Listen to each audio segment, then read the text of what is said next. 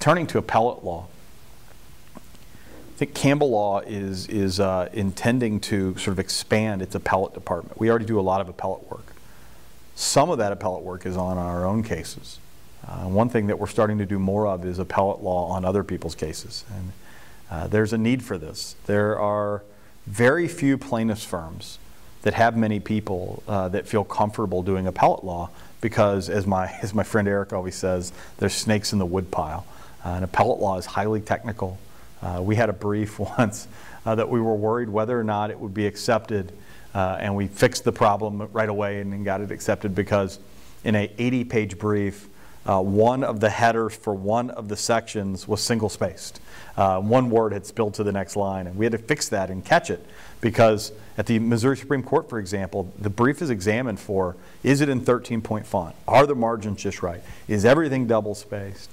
There's all sorts of technical rules. For example, I remember talking to an attorney who was in a bit of a panic because at the Missouri Supreme Court you have 31,000 words or something like that for your appellate brief. The Missouri Court of Appeals in the Eastern District has a rule that cuts that in half.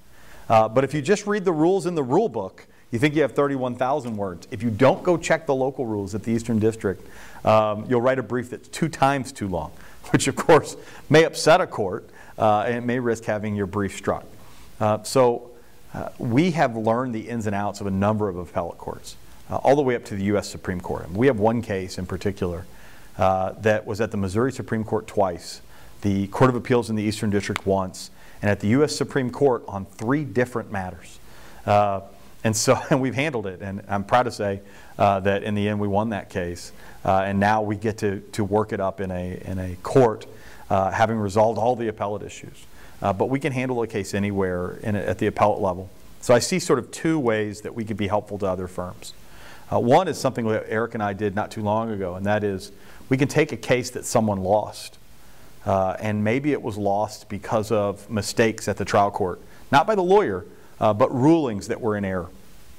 And in one case, Eric and I, when we were at a previous firm, reversed the defense verdict of the year. So it was considered the biggest defense verdict of the year that year. We took the case up on appeal, and it was reversed. And that case then was able to be tried again or set for trial again. That's the way, one thing you can do is a case that really should have worked out, but the court made some mistakes, we can take that case and have it re-examined.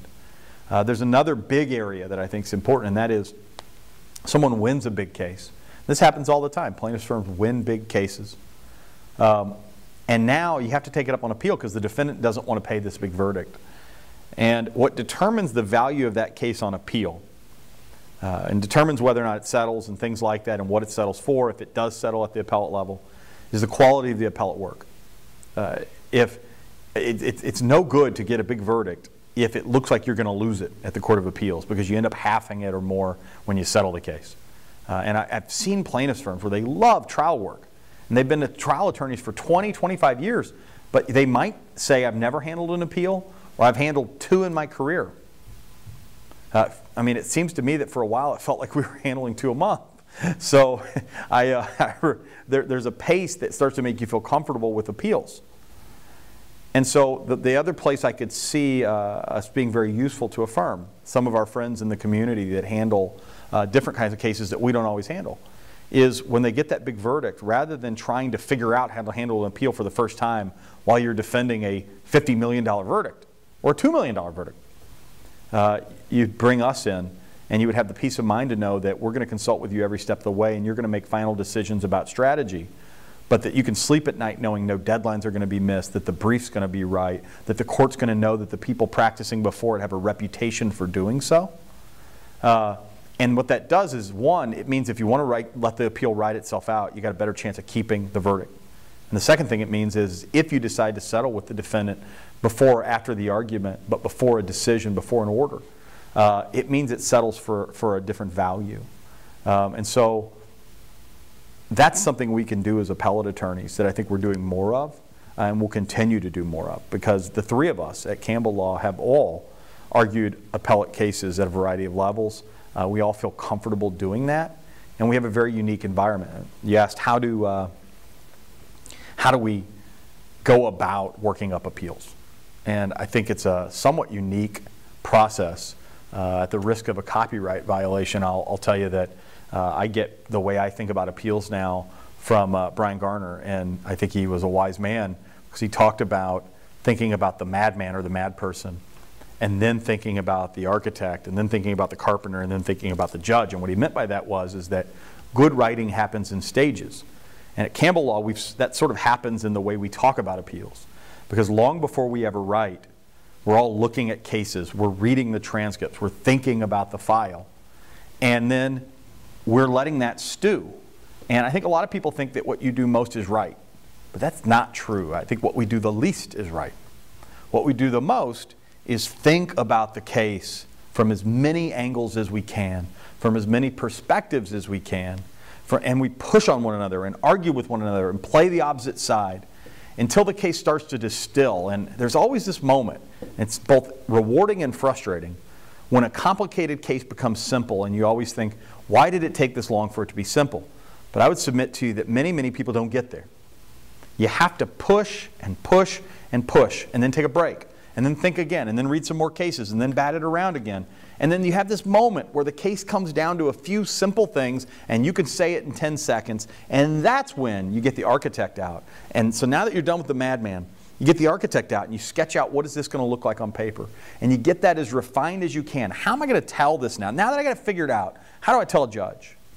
How do I tell a judge so that it moves the judge? And how do I tell a judge the legal story? Because you need both. You need the compelling story and the legal justification for the result you're seeking. And when you have that all sketched out, the carpenter comes and writes. And I believe in writing in one fail, long swoop, one shot, write a whole section, or if you can, write a whole brief. And write fast, write furious, write long, ugly sentences, write paragraphs that should be broken up. It's okay. Write and write and write until you're done. There's a fluidity that comes from writing straight through that you can't get when you tailor each sentence. And then when all that's done, and it's all spilled out on the page, the judge comes in, and the judge comes in and inspects. And that's in your mind, I actually sort of switch into this person who is now looking at each sentence, breaking them up, saying we need some breaks here to help the reader understand, saying I knew what I meant here but nobody else would. We need headings to walk a reader through. We need to get the cites right. We need to get the grammar right. We need to get the spacing right, the formatting right, all those sorts of things. And what you get then is you spend a lot more time on the big picture. You spend a little bit of time writing because that happens pretty fast and somewhat furiously. And then you spend some time getting it looking good, reading well, working for a judge. And then you pass it off to somebody else because we're fortunate enough to have people in the firm that we can pass things around to, and we each make each other's work better, and we have faith in one another to say, make some changes, I don't need to see them, I trust your judgment on my brief. And so what happens is it gets looked at many, many times. It's not unusual for that brief to have 20 or 25 series of revisions. And so what you get is this polished, much better thing than anything that you could have written by yourself.